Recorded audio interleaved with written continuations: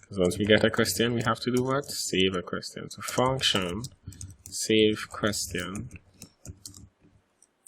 You have to pass in the question that we get, and now we're going to save it. So we have connection, get connection, we call it that function, say SQL, and we have some insert into questions,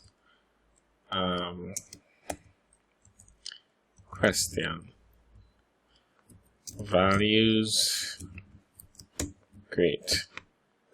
And now we query con prepare, we have the SQL, and then we can pass in, we execute it and pass in the data, which is just question. Now we're going to do something special here again. We're going to say con last insert ID, and this is going to give us the last inserted ID. So since we just inserted questions, we should get back the ID, and that is fantastic. So the next thing we're going to do now is we're going to save an answer. Yeah. Yep. We are going to save an answer. So let's do that. Let's do it one by one. So we're going to deal with posting now. So we're going to save the question, and then we're going to save the answers. We clear the database after.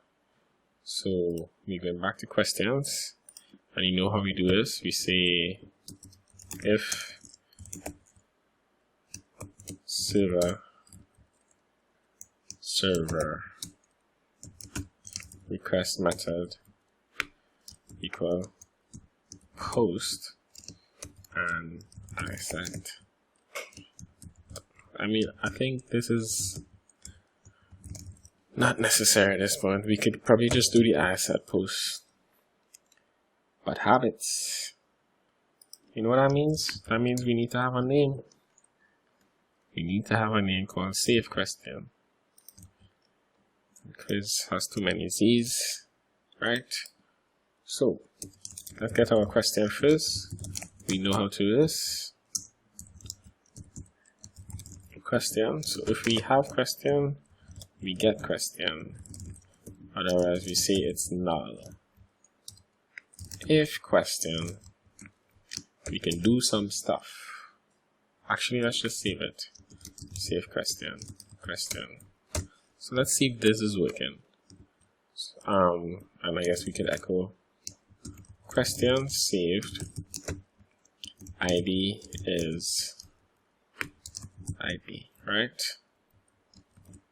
So let's try that and see what we get. Hello world. Save question. Question save ID is 7. That means I didn't reset the database.